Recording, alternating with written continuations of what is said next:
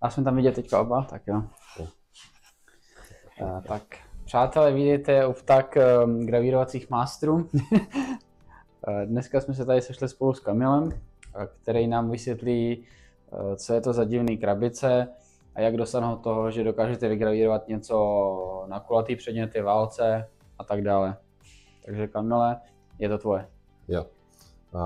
Tak pokud vás zajímá, jak si udělat nějaký gravírování na skleničku, nebo máte doma nějaký stroj a chtěli jste gravírovat na nějaký oválný předmět, tak právě tyhle krabice jsou na to odpověď. Máme tady různé značky, záleží to hlavně od toho, co chcete s tím dělat a jakou gravírku doma máte. Já bych začal asi tou Algolaser, kde vlastně pokud máte gravírku od značky Algolaser, tak je to asi nejlepší možnost, protože ta kompatibilita tam je nejlepší, ale samozřejmě ten typ rotačního válce je kompatibilní s jakoukoliv gravírkou.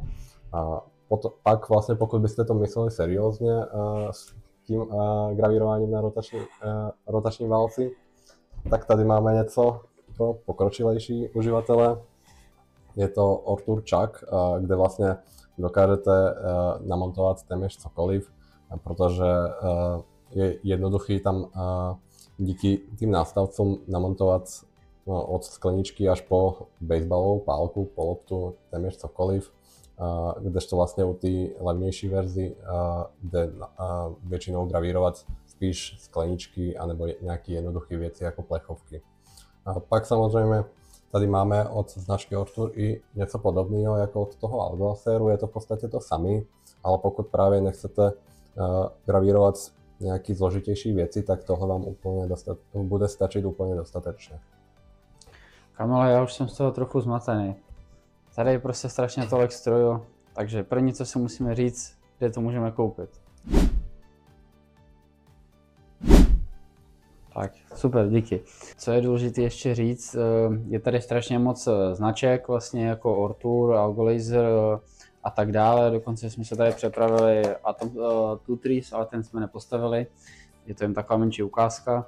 A důležité je zmínit, že tyhle všechny rotační válce jsou v podstatě kompatibilní až s 95% strojí na trhu, takže když máte jakoukoliv gravírku vlastně, tak součástí balení jsou většinou redukční adaptéry, takže si to můžete připojit k jakýkoliv gravírce, takže nezáleží, jestli si teďka vidíme v roce 2030, tak zdravím do budoucnosti a jestli už vynalezli novou značku, tak doufám, že to je furt kompatibilní a nelhal jsem vám.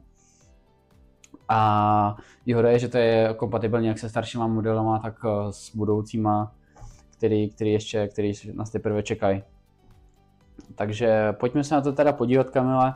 Začal bych možná od toho nejslabšího až po toho profesionální. Určitě. Takže tady máme ten Tutris.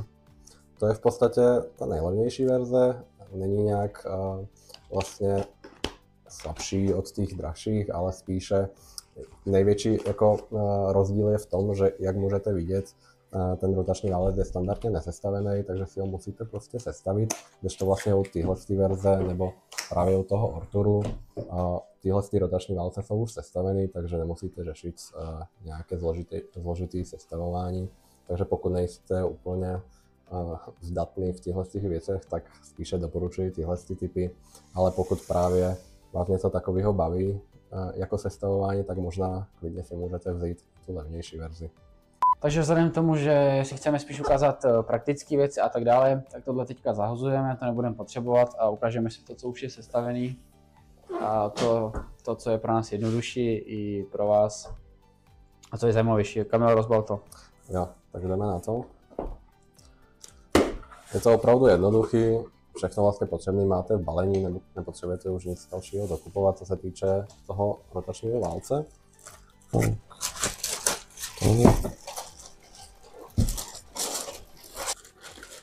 Tady pak najdete ty adaptéry vlastně ke všem gravírkám, které prodáváme téměř, takže nemusíte se bát ty kompatibility.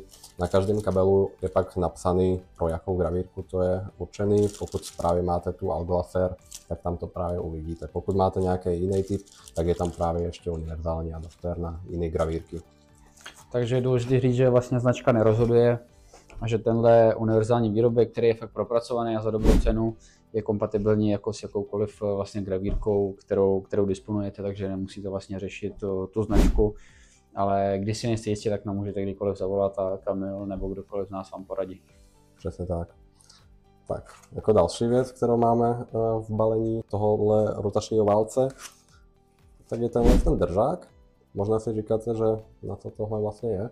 A slouží to hlavně na držení právě nějaké skleničky, protože pokud bych skleničku položil na ten rotační válec, tak se mi vlastně propadne. Není to úplně ideální, to právě nemusíme pak řešit tady, ale u tohohle z toho typu, pokud to teďka takhle vybalím, tak pokud bych tady teďka položil skleničku, asi jdeme na nějakou skleničku, to bude lepší ukázat. No. To necháme na potom, teď si řekneme, že to vypadá jak psací stroj. Ale jak říká Kamil, tak tady jsem si připravil menší rekvizitu naší kamarády z Proudu, který tímto zdravíme. Takže vlastně v principu to funguje takto, takže teď by se to točilo, ale u skleničky by to nešlo, takže k tomu potřebujeme tu nožičku, abychom si to takhle podepřeli a vlastně tím se tady propadne ta nožička té skleničky a bude to všechno v rovině. Já bych ještě doplnil, že vlastně je právě jednoduché to uchycení, nemusíte to tam nějak nastavovat, ale z téhle si vlastně spodní strany máte takové úchytky, takže vlastně vždycky si to dokážete hezky zachytit na to, jakou vzdálenost máte. Takže vlastně pokud si to teďka takhle uchytím, tak se vám to nebude hejbat a je to právě jednoduchý a stabilnější pro tu skleničku, takže nemusíte se bát, že by se vám to nějak propadlo.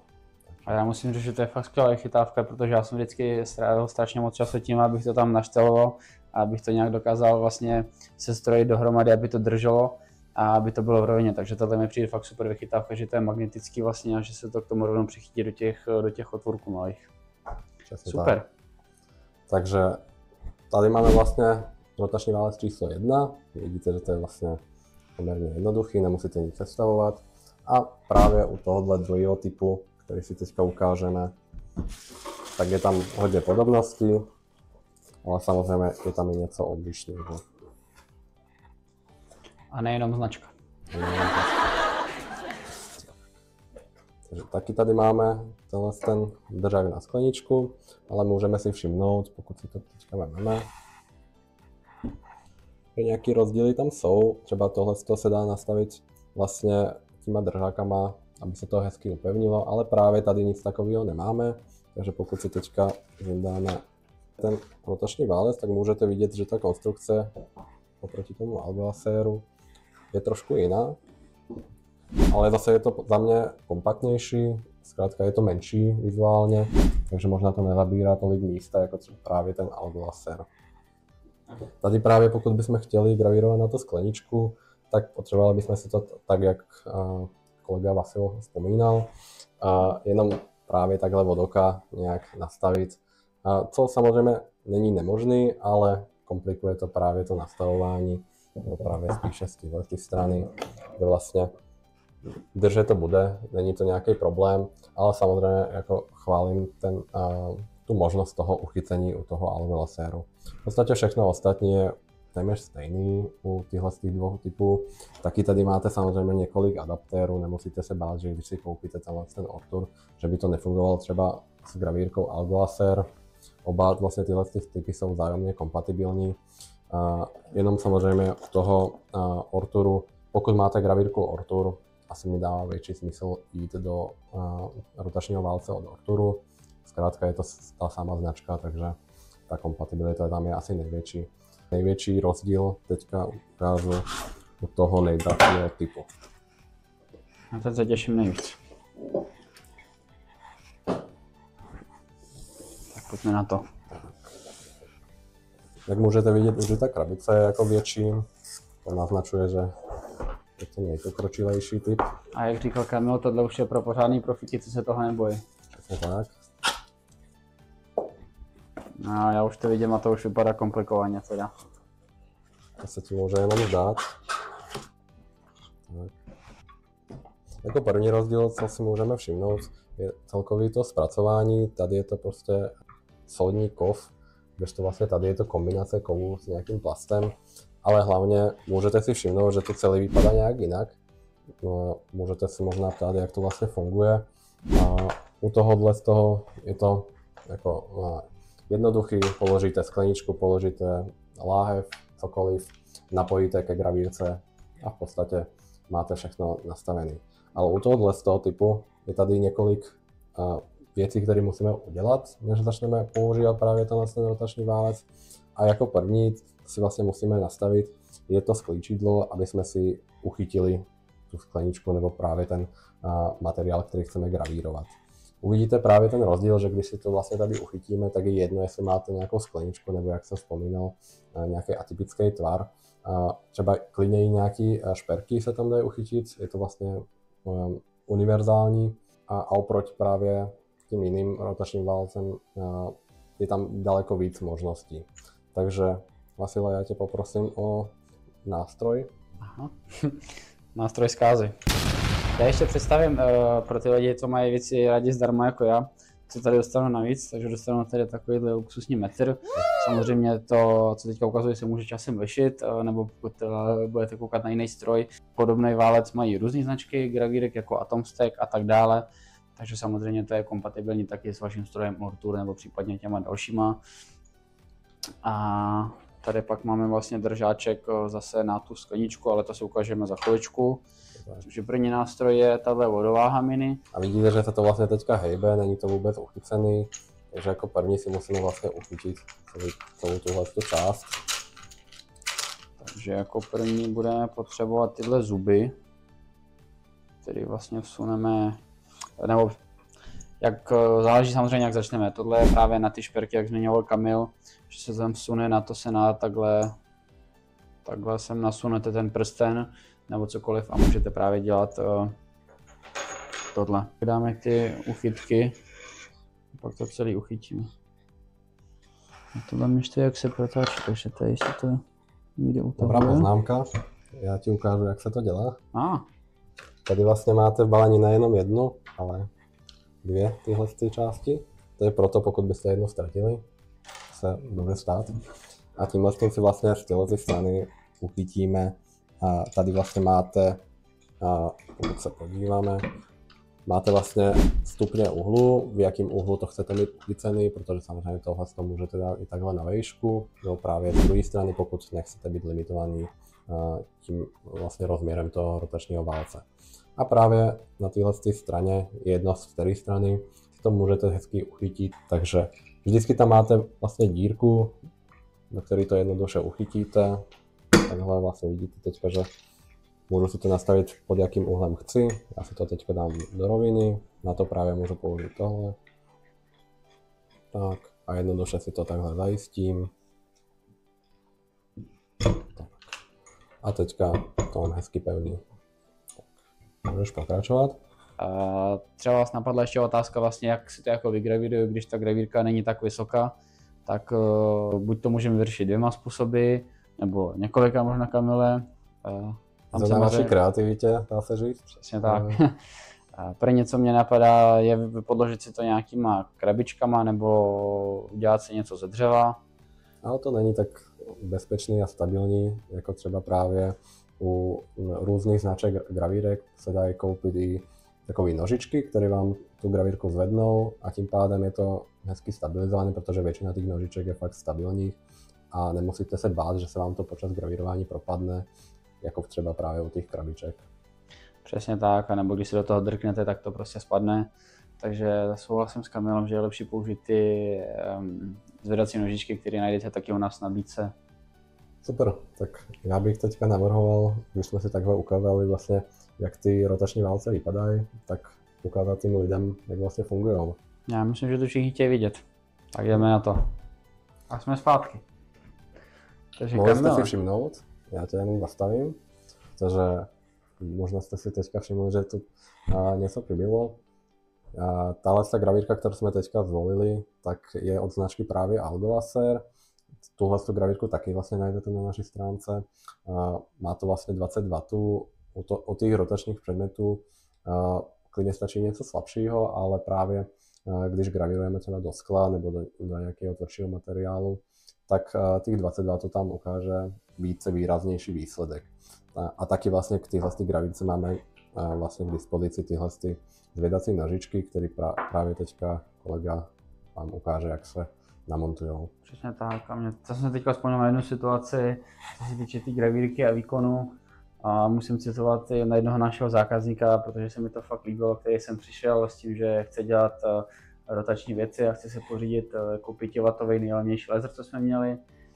A pamatuju si tu jeho scénu, jak odcházel a říkal, já jsem sem přišel pro Škodovku, ale odešel jsem s Mercedesem, což měl na mysli tuhle gravírku, takže pojďme se na to podívat. Takže já jsem si tady připravil už ty nožičky, jak jsem zmiňoval na začátku. Tím, že si spojím k sobě vlastně dvě, tak si můžu udělat nohy vyšší vyvýšení, ale nám stačí jako jenom jedna v této situaci. Takže u té gravírky, jakýkoliv budete mít, většinou tam budou nějaké změkčující podložky, jako jsou tady. To jenom odšroubujete ze spoda. Takhle to vypadá. A místo toho tam vlastně našroubujeme tu nožičku. Tak. Já teďka trošku zrychlím a udělám to všechno ve zrychleném režimu, tak se nelekněte.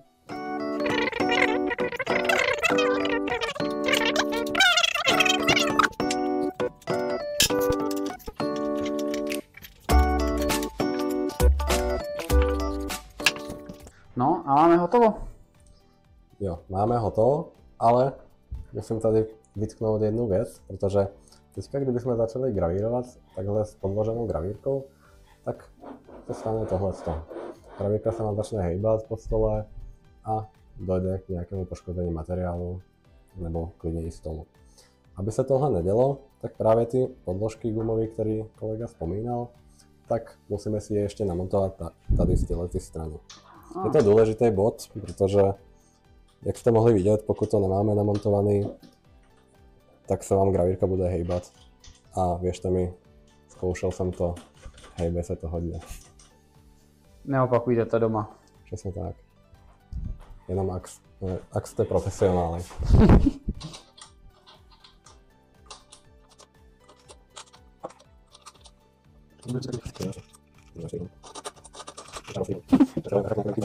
No, tak já to ověřím tady, jestli se to nehýbe. Tak jako pokud do toho nebudete strkat takhle, jako můj kolega, tak se s tím nic nestane. A já můžu potvrdit, že to fakt drží. Díky, Kamile, to je cena rada. Určitě. Tak, a teďka vlastně další krok, který musíme udělat, je si ten rotační válec zapojit do té gravírky, protože takhle teďka, kdybych vzal ten rotační válec, položil bych ho sem, spustil bych gravírku máme zapojenou, ale já kdybych to teďka zapnul, tak se vlastně nic nestane, protože tohle není bezdrátový, jak už jsme si ukazovali, vždycky máte v balení nějaký adaptér, který musíte propojit s tou gravírkou. Můžeme začít klidně právě s tím algolasérem. U toho algolaséru máme právě tyhle adaptéry. Já jsem si vybral ten, který má na kabelu napsaný Alfa, protože ta gravírka se volá Alfa. Ale pokud byste měli gravírku, která se volá jinak, nebo právě máte nějaký jiný typ značky, tak je tam ještě univerzální typ kabelu, který funguje právě s jinýma značkama. Kamile, ale já už mám jeden dotaz, co jsem si teď uvědomil. Ano. Jako se napadne spousta lidí. No dobře, já si to můžu gravírovat takhle, ale to je jako omezený na nějakou plochu. Tak je možné, že vlastně udělám to, že si to otočím a nebudu to gravírovat vlastně v tomhle směru, ale můžu to gravírovat i v tomhle směru. Jak toho docílím?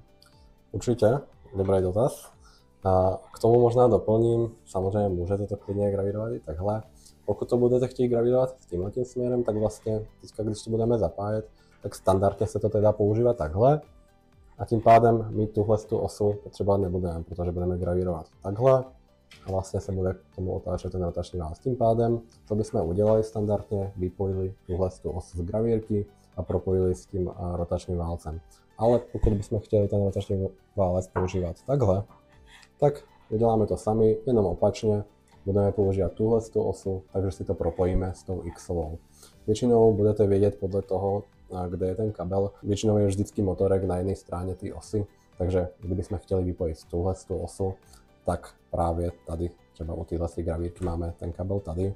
Většinou to je ten samý konektor, jako máte na tom adaptéru, takže nemusíte hledat nějaký jiný kabliky, ale vždycky to bude ten samý konektor. A právě pokud bych chtěl u tyhle gravírky gravírovat takhle, tak najdu si ten samý konektor ale na tyhle osy, protože logicky tady je ten motorček, který ovládá tuhle osu, tak jenom si propojím ten kabel s tou gravírkou. Ale teďka pro ukázku budeme používat ten rotační válec takhle. Nebudeme experimentovat, budeme se držet tradicí. A možná ještě jeden bod, protože mohli jste si všimnout, že já mám ten rotační válec otočený v nějakým směru, ale kdybyste ho dali třeba takhle, tak řeknete si, nic se nemůže stát. Není to úplně pravda, protože i to je důležité, jak máte otočený ten rotační válec, protože standardně by měl být ten kabel, většinou vám to pomůže právě podle toho kabelu, protože ten kabel není nějak extra dlouhý. Ten kabel musí být vždycky napojený směrem jakoby k tomu konektoru. Pokud bych měl ten rotační válec otočený opačně, tak právě já bych si navrhnul nějaký design, spustil bych gravírování a všechno by bylo zrcadlově. To je proto, protože ten rotační válec, jak je propojený, tak má taky nějakou osu, která se otáčí opačně. Takže vy vlastně, kdybyste začali gravírovat nahoru, jakoby pozdélž, tak se vám to dělá všechno opačně. Takže je důležitý vždycky, vlastně u každého rotačního válce, aby tam, kde máte ten konektor, tak byl blíž k té gravírce. Vlastně. To je nejjednodušší způsob, jak zjistit, jestli máte rotační válec otočený správně. Takže to je jenom takový dodatek. To je ale hodně důležitá rada, to jsem ani nad tím takhle nepřemýšlel. Taky jsem si to musel zažít, takže... Ale vy už nemusíte. Tak. Takže pokud si chci teda propojit tu Y osu, tak vlastně u všech rotačních válců máte jenom jeden konektor, tady vidíte tak jenom jeden, nemusíte tam hledat nějaký další konektory, takže zapojíme si ten kabel z jedné strany. Je to teda ten adapter, který byl v balení. Tak. A z té druhé strany máme právě vstup na ten kabel z gravírky a ten má úplně samý konektor jako u toho rotačního válce, takže se to hezky jednoduše takhle zapojí. Tak. A tohle je všechno, co musíte udělat k tomu zapojení rotačního válce. Je to úplně stejný u všech rotačních válců, nepotřebujete to zapojit do sítě nebo něco takového, takže to zvládne podle mě úplně každý. Kamile, můžu zmáchnout to červené tlačítko? Teďka já. Měli jsme zarážku. Ale když to zapnu, tak nespalíme to ten rotační válec? Co se stane, když to zapnu? Můžeme to zkusit.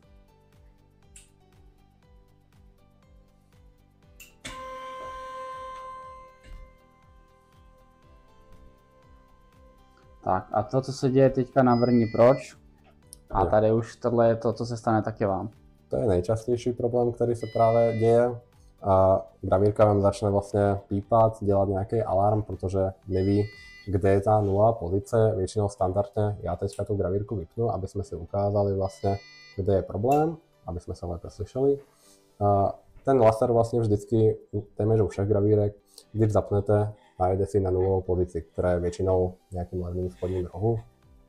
A teďka vlastně, jak jsme si propojili tu os s tím rotačním válcem, tak ten laser neví vlastně, kde je ten vlastně limit, ta nula, protože na rotačním válci nemáme žádný limit switch nebo něco takového. Zkrátka nějaký spínač, který by vám řekl, ano, tady je nula. Proto je důležité, aby jsme na začátku, když chceme ještě určit tu pozici toho rotačního válce, zkrátka když jdeme pracovat ještě jenom s tím návrhem, aby jsme ten kabel, který budeme propojovat, vrátili zpátky do té gravírky. Tak. Takže tenhle kabel, který máme zapojený do rotačního válce, si klidně můžeme nechat takhle vypojený. Ten rotační válec si dáme do té pracovní plochy, kde zhruba ho budeme chtít používat. Ale teďka, když si zapneme gravírku, tak uvidíme ten rozdíl, co se vlastně stane. Můžu, jo? Můžeš.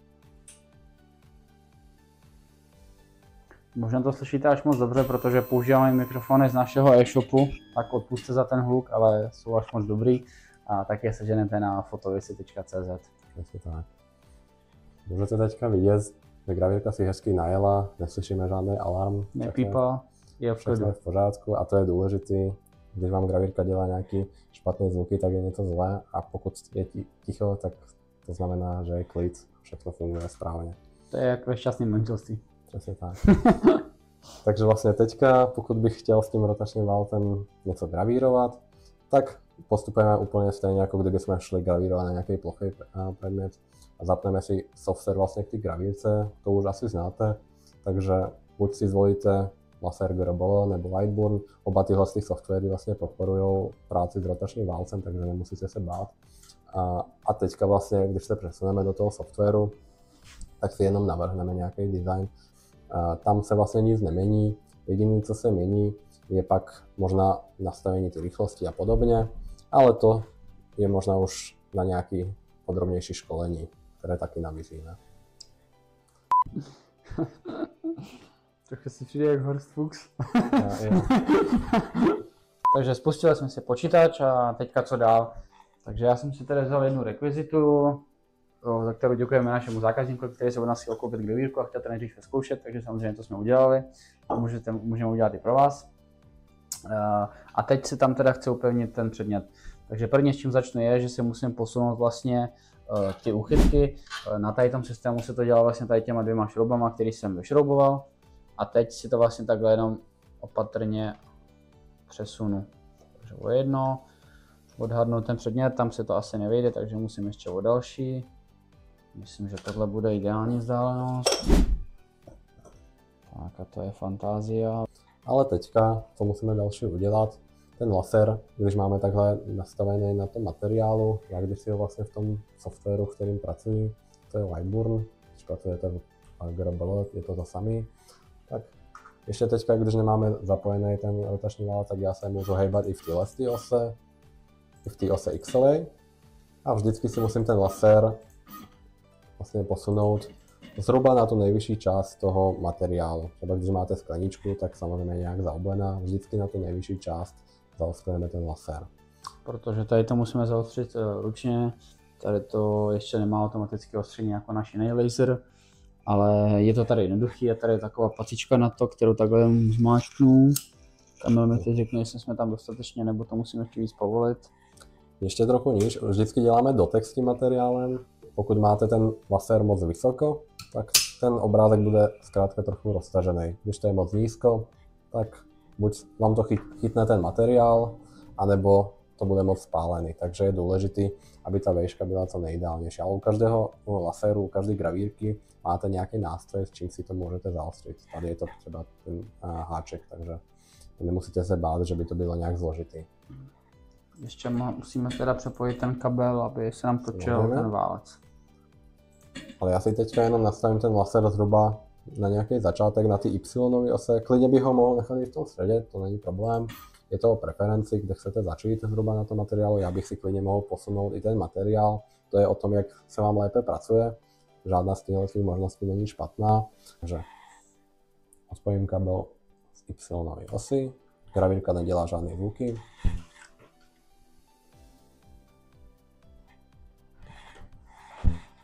Rotační válec máme zapojený, může se zdát, že se nic nestalo, ale já právě teďka, když se budu chtít posunout nahoru, vlastně na Y osi, tak co se stane?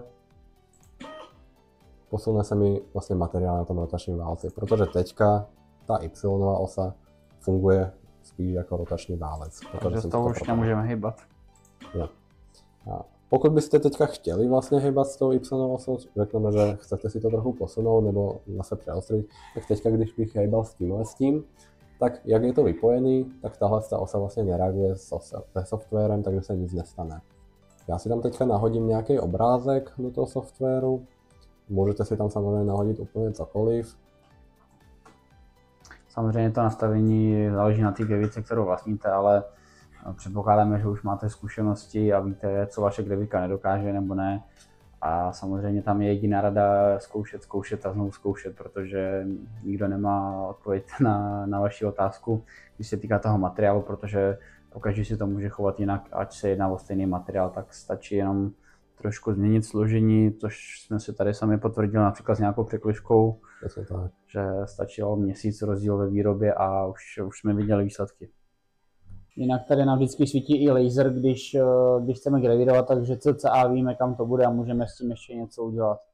Ale to už asi víte, pokud používáte právě gravírku na nějaké plochy předměty a funkci rámování používáte aktivně. ale je to tady úplně stejný. Takže teďka vlastně jediné, co nám zůstává, je spustit samotné gravírování a ukážeme si pak výsledek.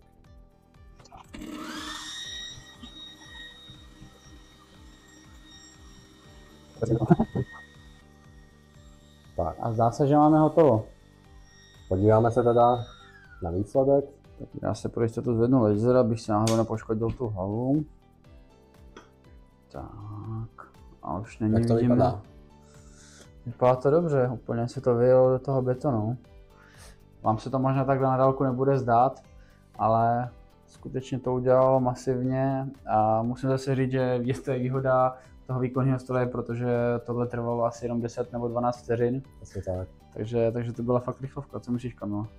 Jo, za mě dobrý. Pokud bych to chtěl mít ještě hlouběji, klidně bych mohl vlastně snížit trochu rychlost, protože když děláte takhle malinký věci, tak je za mě lepší to dělat radši pomalejš, aby se to měli více výraznější, ale za těch pár vteřin, co to udělalo, za mě super výsledek.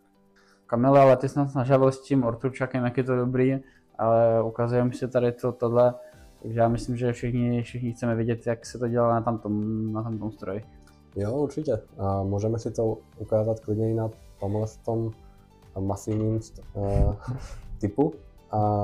Takže jediné, co teďka budu od tebe potřebovat, je, aby jsme se zbavili vlastně tohohle rotačního válce. Samozřejmě pokud bych chtěl u tohohle čaku používat ten rotační válec vertikálně na výšku, takhle vlastně, tak musím tomu přizpůsobit i tu výšku, takže vlastně mohl bych gravírovat klidně na ten vršek. Takže to je taky vlastně další výhoda oproti tomu klasickému rotačnímu válci. Tak já už vidím, že si ti tam nevyjde, takže si vezmeme zase tu vychytávku a povolíme to. Dobře, tak Kamil má stisk, že není potřeba žádný stroj. Vejde. Nemusíte se toho bát. Ale jako samozřejmě vždycky si to Já to ještě utáhnu, protože Kamilovi nevěřím. Samozřejmě. Tak. Pokud si takhle zapojíme ten rotační válec značky Ortur právě v nějaký jiný gravírce od jiné značky, tak jako první, co musíme vyzkoušet, je, jestli nám to spolu hezky funguje. Takže uděláme si pár pohybů. A vidím, že krásně mi ten rotační válec reaguje, nemusel jsem nic jiného zapájet. Tak zkusíme si právě teďka ten samý obrázek na tomhle rotačním válci, jestli tam bude nějaký rozdíl a hlavně to používání toho rotačního válce je za mě více všestranný, protože jak jsem už vzpomínal, pokud bych tam měl nějaký jiný tvar materiálu, tak jednoduše to tam dokážu uchytit. Takže tohle, co se teď odehraje, ta rychlost předtím jsme měli 4000, nyní ta rychlost bude nastavená hodnotu 1500 a hodnota výkonu laseru zůstává stejná, to je 100%. Tak. Tak a máme hotovo, takže já to tady odpojím. No a takhle to může vypadat. Výsledek je v podstatě zhruba plus minus stejný, ale je to trochu viditelnější. Samozřejmě nejlépe by to bylo vidět osobně, takhle se video vám nemůžeme úplně předat ten výsledek, ale právě když si uděláte ten test sami, tak uvidíte ten rozdíl. Ale v podstatě oba tyhle rotační válce fungují na stejné bázi, je to spíš o tom, na jaký materiál budete gravírovat. Pokud byste chtěli dělat něco velkého nebo právě hodně malinkého, na to bych doporučil ten Ortur čak. Pokud budete dělat jenom na skleničky nebo nějaký láhev nebo něco takového jednoduchého, tak tam vám bohatě bude stačit klasický rotační válec. Tak já ještě shrnu to stručné video, který se táhne docela dlouho už. Takže co je důležité si zapamatovat je, že na značce nezáleží. Takže pokud máte jakýkoliv válec, tak jde používat většinou s jakoukoliv gravírkou. Takže vlastně všechno, co vidíte u nás na nabídce, mezi sebou spolu funguje. Takže pokud někdo chce ušetřit a koupit si levnější válec, tak to samozřejmě může k nějaký jiný gravírce. Ale vždycky doporučíme, raději to prokonzultujte s náma, ať nedojde k nějakému nedorozumění. A co se týče vlastně těch možností, tak samozřejmě pokud chceme gravírovat nějaké obyčejné věci, které vlastně nevyžadují nějaký složitý funkce, což je vlastně například tohle, že se tam dokážeme dát tu nožičku a tu skleničku, tak nám stačí tohle. Pokud chceme gravírovat nějaké složitější věci, jako jsou prsteny, nebo nějaké předměty, které nejdou moc dobře uchytit, například nějaké plechovky, sklenice od vína například, to máme také zkušenosti, tak právě tohle všechno jde dělat na tomhle profesionálnějším držáku, na ty kulatý věci. Pokud byste stále nevěděli s něčím asi rady, tak klidně stačí zavolat a poradíme. A nebo si můžete s Kamilem domluvit osobní školení u nás na prodejně, na tomhle místečku a může si tady s váma pobavit o těch gravírkách, ukážu vám vlastně jak na to, celý vám to sestavíme, připravíme, zaškolíme, takže dostanete full service a můžete jít domů a vlastně natěšeně gravírovat. Takže tohle všechno my dokážeme, najdete nás v Praze, adresu vidíte na stránkách, takže stačí dát jakýkoliv vidět nebo zavolat ohledně jakýkoliv rady. Super, za mě to je takhle všechno a věřím, že se vidíme u dalšího videa. Díky moc, můžete se těšit na spoustu novinek.